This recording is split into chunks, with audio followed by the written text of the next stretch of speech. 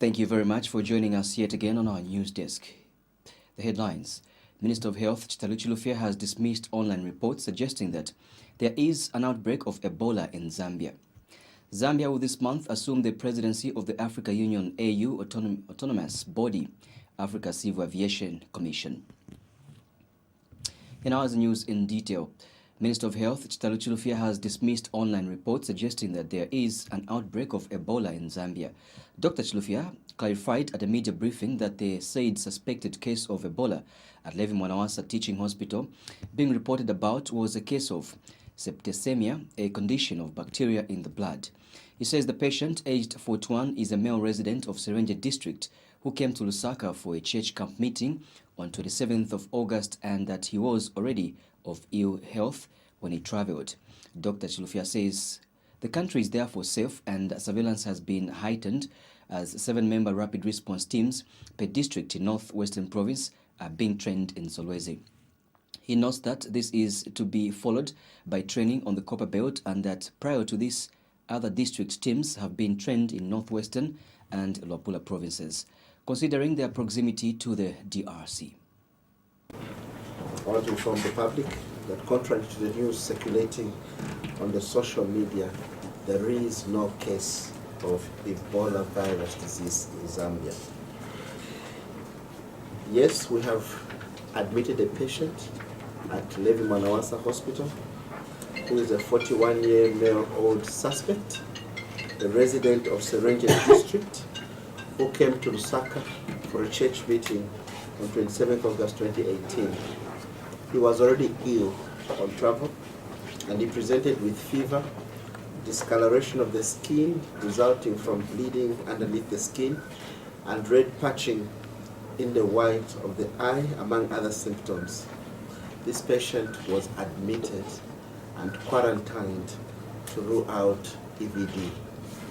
This is important. It means that our surveillance system is alert enough to pick cases that are suspicious, and so this patient was quarantined. On further investigation, our health workers made a tentative diagnosis of septicemia, which is a condition where there's a bacterial infection in the bloodstream. Further, our laboratory investigations conducted at the University of Zambia School of Veterinary Medicine, the diagnosis of Ebola virus disease was ruled out completely. I must indicate that we're pleased by the response from the media, and I would like to encourage the general public to maintain such high levels of suspicion, because surveillance relies on suspicion. And Dr. Chilufya says cross-border activities between Zambia and Congo will continue despite the Ebola outbreak in that country. Whatever interventions we are putting in place are in alignment to the international health regulations.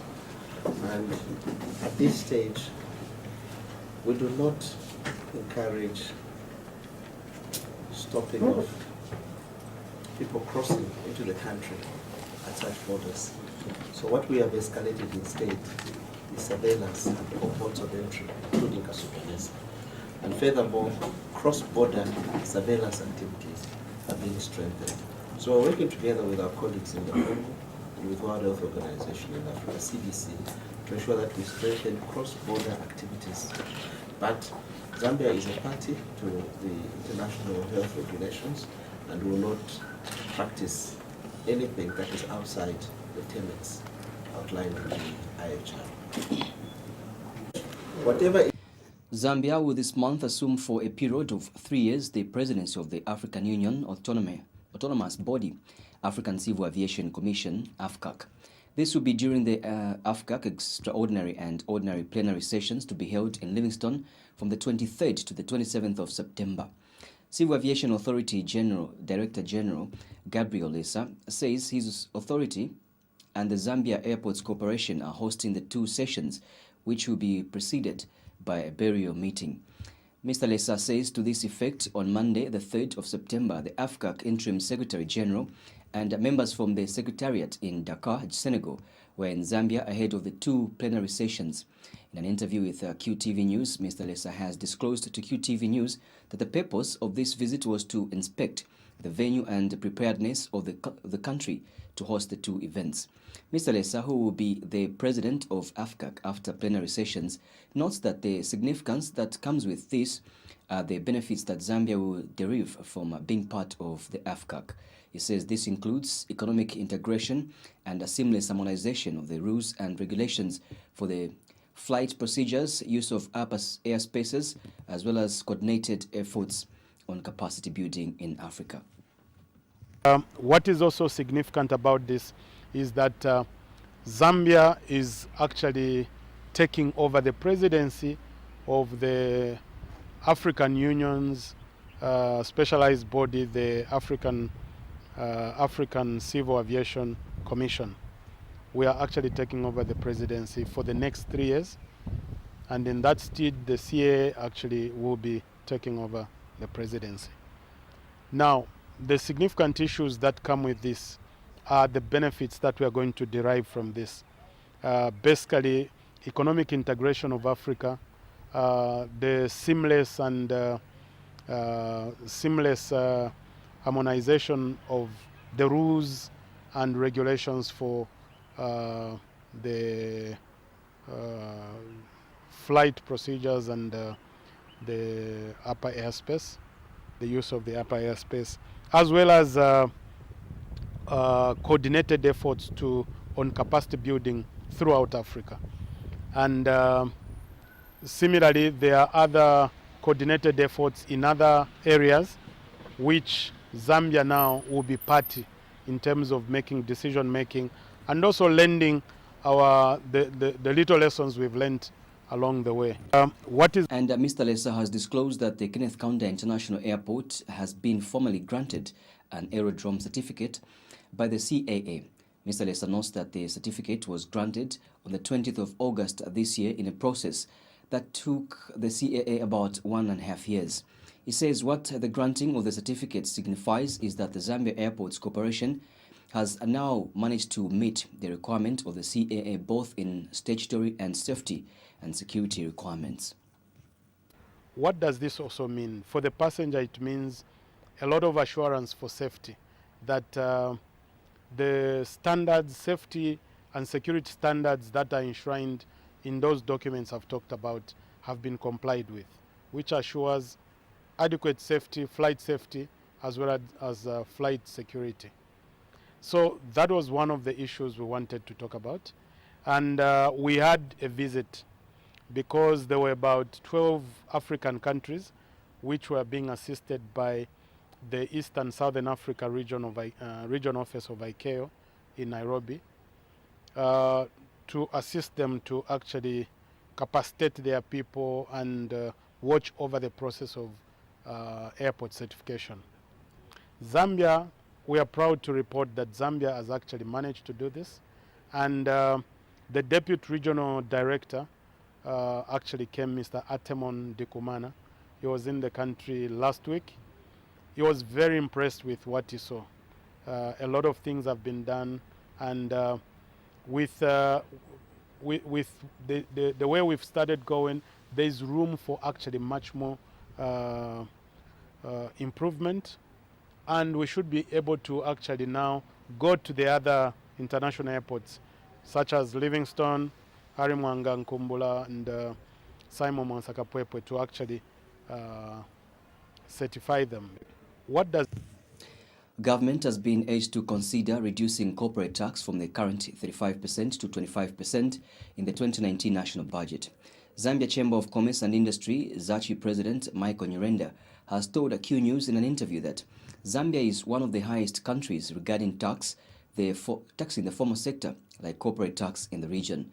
Mr. Nyirenda says countries like Botswana and the Democratic Republic of Congo are changing corporate tax to 15% and 30% respectively. He is of the view that the country's economy will perform better if the tax base is broadened and the taxes such as corporate tax are reduced. Mr. Nyirenda states that taxes are draining the formal sector as they are too much to bear.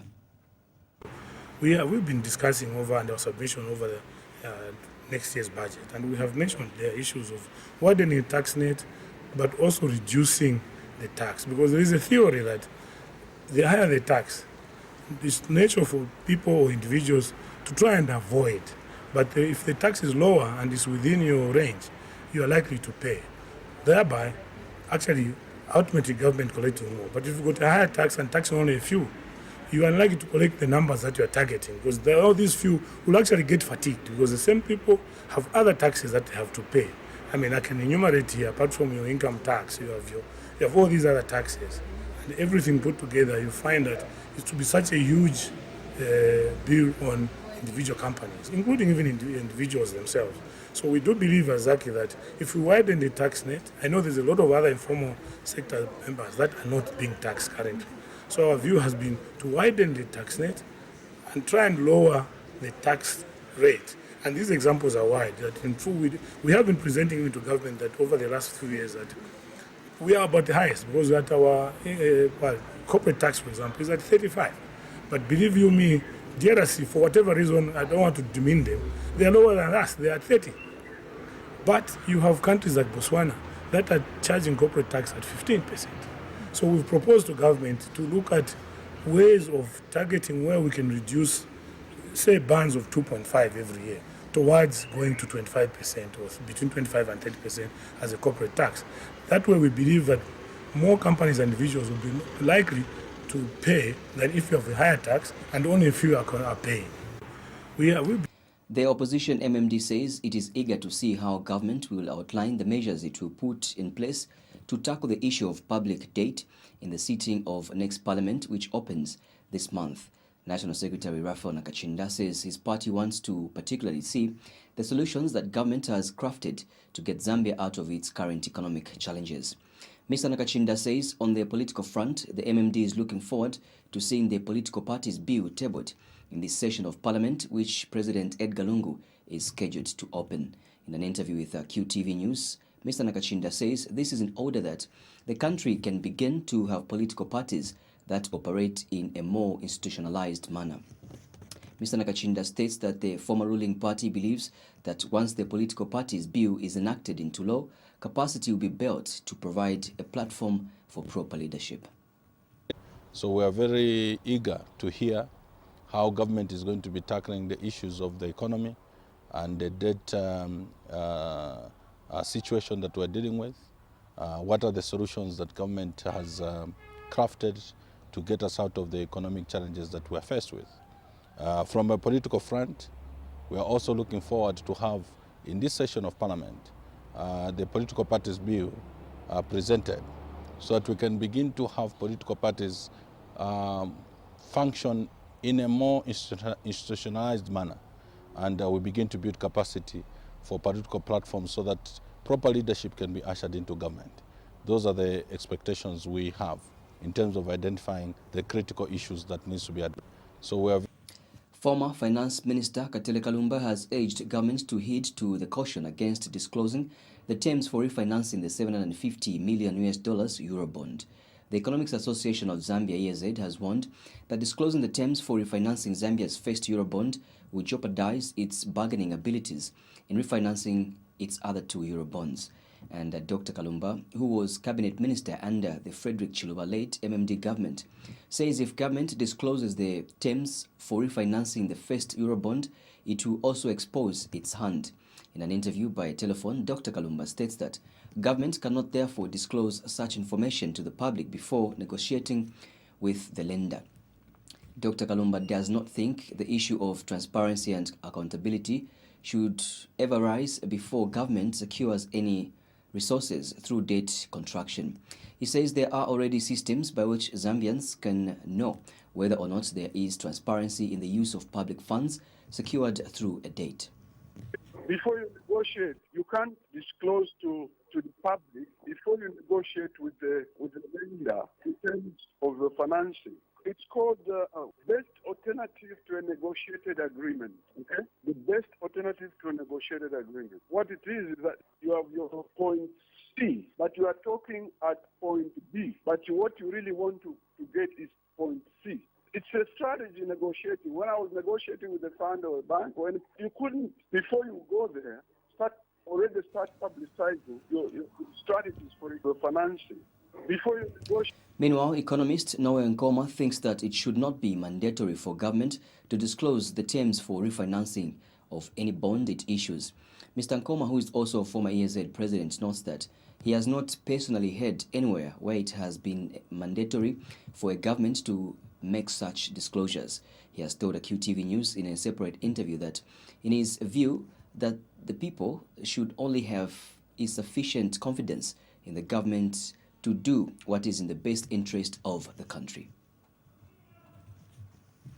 The Human Rights Commission, HRC, is concerned that the implementation of the Public Order Act has continued to contradict Article 21 of the Republican Constitution.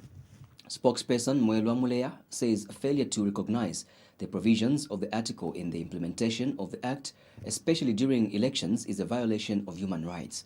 Mr. Muleya states that the Commission will continue to demand that the Zambia Police implements the Public Order Act without any discrimination. He has told QTV News in an interview. Commission is not, however, in support of the enjoyment of the human rights and freedoms in the absence of law and order. Mr. Muleya says the HRC believes that the fundamental principle of the Public Order Act is to operationalize the provisions of Article 21 of the Republican Constitution. As a commission, we are calling again on various stakeholders to respect the provisions of the Public Order Act. The Zambia Police Service must implement the Public Order Act without any form of discrimination. And also various actors must adhere to the provisions of the Public Order Act to ensure that there is law and order. We cannot exercise the right of assembly or any right for that matter in an environment where there's breakdown of law and order. However, the Public Order Act should not be used to suppress the rights and freedoms of various interest groups in the name of maintaining law and order, because its fundamental principle is to operationalize the constitutional provision being Article 21 of the Constitution, which provides for freedom of expression. And by logical extension, that also extends to promoting freedom to express one's views and opinions, and also to receive information and also ideas from various stakeholders, as it should be the case in a democratic society such as Zambia. Non-Governmental Gender Organizations Coordinating Council, NGOCC, has disclosed that it has managed to withdraw about 500 girls and boys from early marriages countrywide.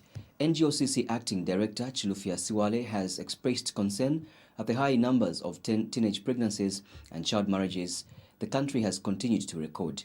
Ms. Siwale has attributed the high increase of teenage pregnancies to high poverty levels, lack of boarding facilities, among other reasons. She has told Q News in an interview that NGOCC has been sensitizing and making follow-ups of the children that have been withdrawn from early marriages. Ms. Siwale has stated that the organization is also working with traditional leaders, parents and guardians of the children that have been withdrawn from early marriages by sensitizing them on the dangers of child marriages to ensure that they help stop the scourge. As we went there, we went with a lot of messages to talk to the traditional leaders and also the parents and guardians of these children. First, to talk about the health implications when the children are into a family way when they are still very young, and then to talk about the importance of education, but also to look at the legal framework of our country.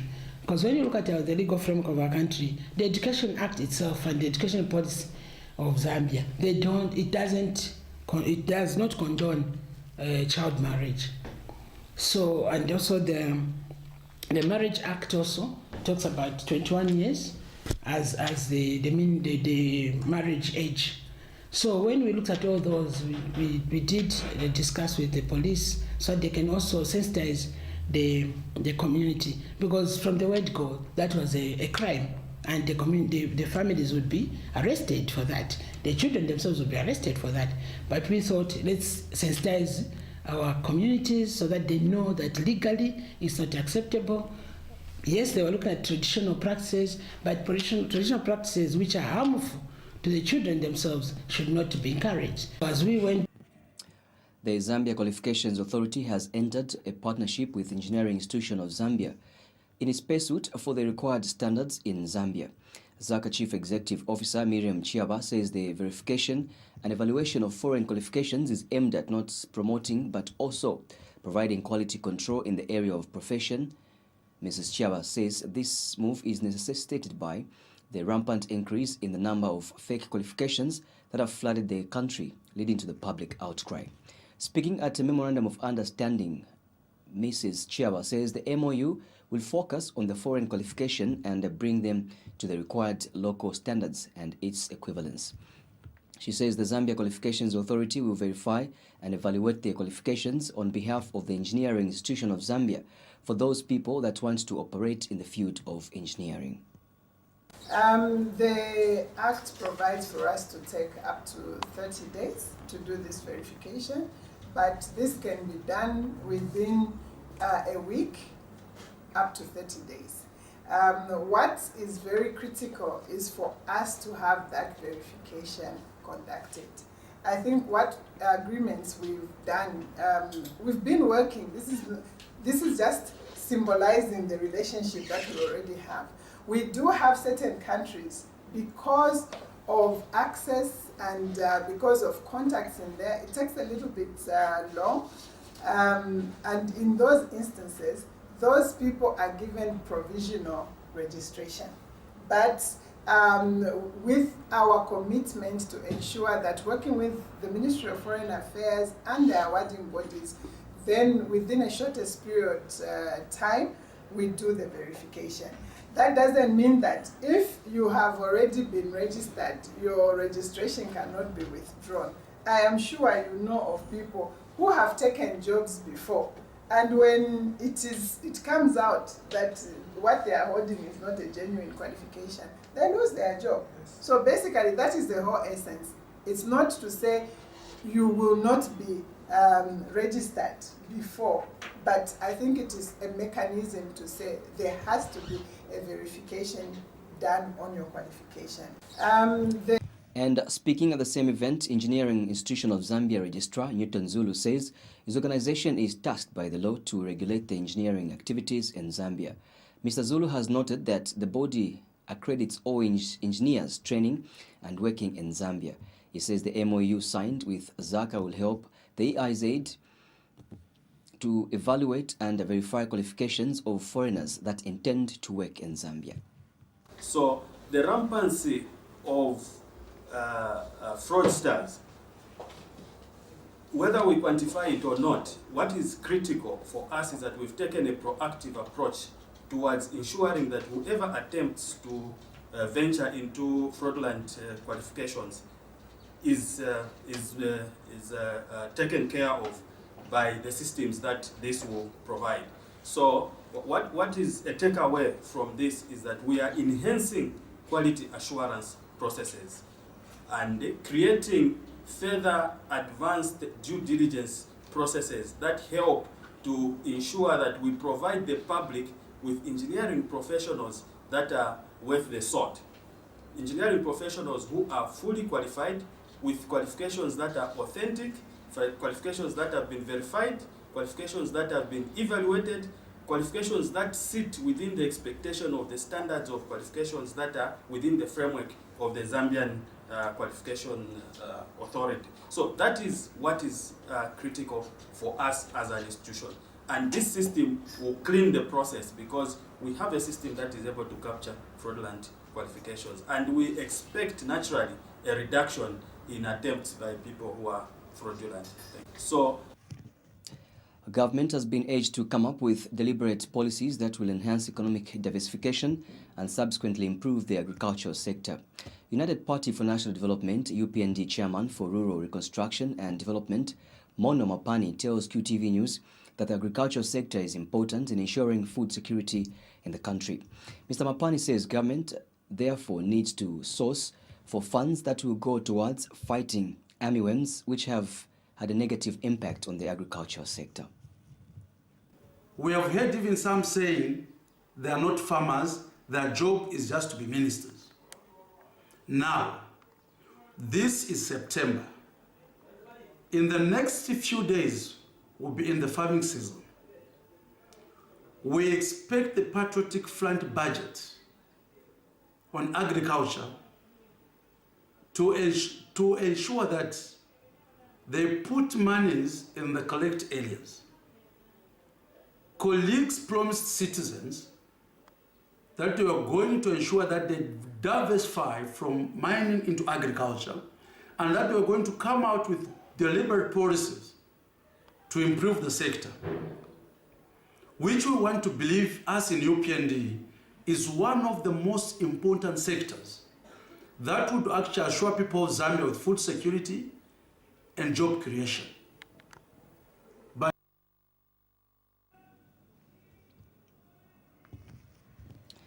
The Zambian youths in the fight against corruption, ZIAFAC, has noted with concern that the negative sentiments around important economic matters, which are largely speculative, have the potency to inflict injury on the economy arising from a reduction in the flow of investment. ZIAFAC Executive Director Maurice Malambo tells Money FM News that his organization also acknowledges the fact that the citizenry has the moral right and the duty to make audit of national governance, however, further advising that it is important to do so in a non-malicious manner and also provide alternatives. Mr. Malambo says it is important and progressive for Zambians to understand that in Zambia currently there is no debt crisis, neither debt distress. What is being implemented by government are measures to prevent debt crisis.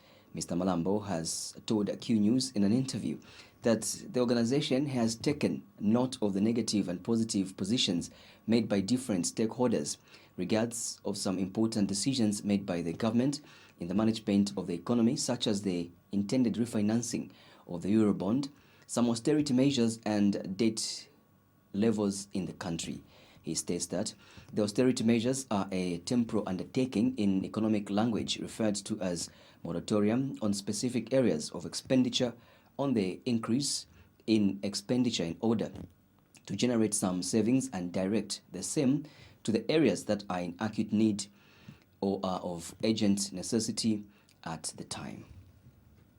The capacity such as the road network system, the railway infrastructure, dams that are being created across the country, that is building capacity to grow.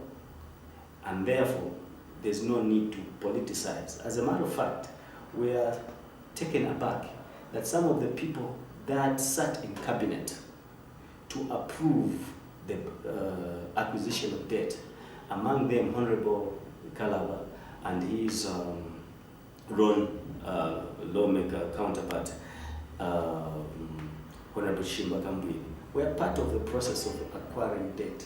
So there's no need for them to turn around and make political capital regards debt, because they were part of the process. And the debt situation in the country is extremely sustainable. So there's no need for people to panic. Let us learn as a people to speak positive about ourselves, to speak positive about our economy. It is that positivity that brings about development.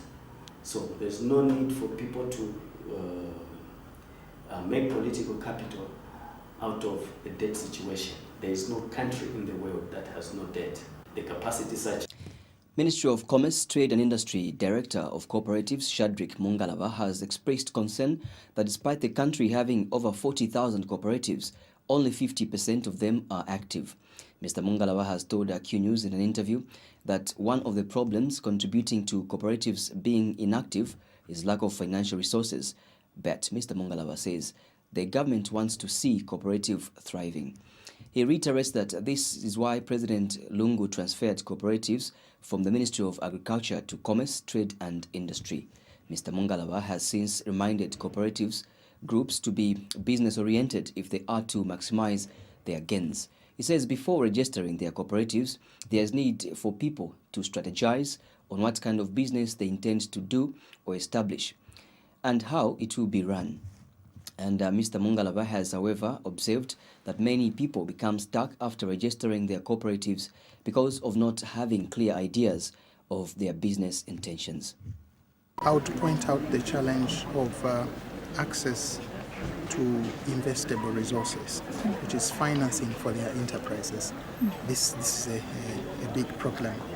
You recall in the years past, they used to have their own cooperative financing services in form of financing services, in form of CUSA savings and credit. Most of them went under. The cooperative bank used to be there. You recall in the early 90s, it also closed its doors.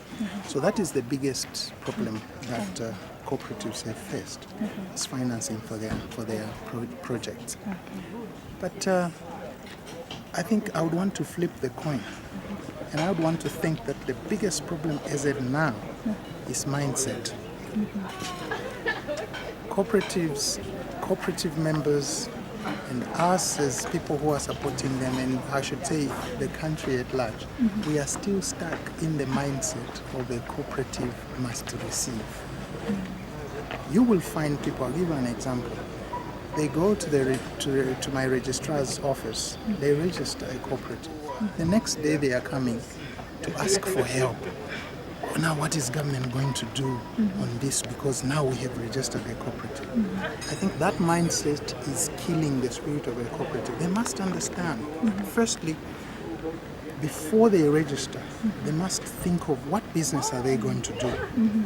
If they are going into this particular business, which is going to cost 10,000 for the business to be set up sustainably, that's the amount now they will share amongst themselves and call it share capital. I would point out the Ruling Patriotic Front PF Bwanamkubwa Member of Parliament Jonas Chanda has announced that 1,200 community members are being empowered for income-generating activities, IGAAS, with the 2017 Constituency Development Fund, CDF. Dr. Chanda has revealed that 40 registered community clubs in all 7 wards of the constituency are going to benefit from about 400,000 kwacha of CDF funds set aside for IGAS, and each constituency will receive 1.4 million kwacha of CDF per year. He has told Q News that each club is receiving support with about 10,000 kwacha in procured inputs for approved projects, and that there will be strong project supervision, monitoring and evaluation. Dr. Chanda has, however, reminded community club members that the purpose of empowerment is to start up profit-making projects-oriented IGAS. He has stated that only productive income generation and wealth creation can significantly reduce high poverty levels in households and communities. And Dr. Chanda says Zambians should get away from a culture of unconditional cash handouts, which only leads to instant consumption and gratification, thus creating more dependence and worsening poverty. That item concludes our news, but before we take a run, here is a recapitulation of stories in the headlines. Minister of Health Chitaluchi Lufya has dismissed online reports suggesting that there is an outbreak of Ebola in Zambia. Zambia will this month assume the presidency of the African Union AU autonomous body, African Civil Aviation Commission. On that note, we end the news. Thank you so much. Bye-bye. God bless.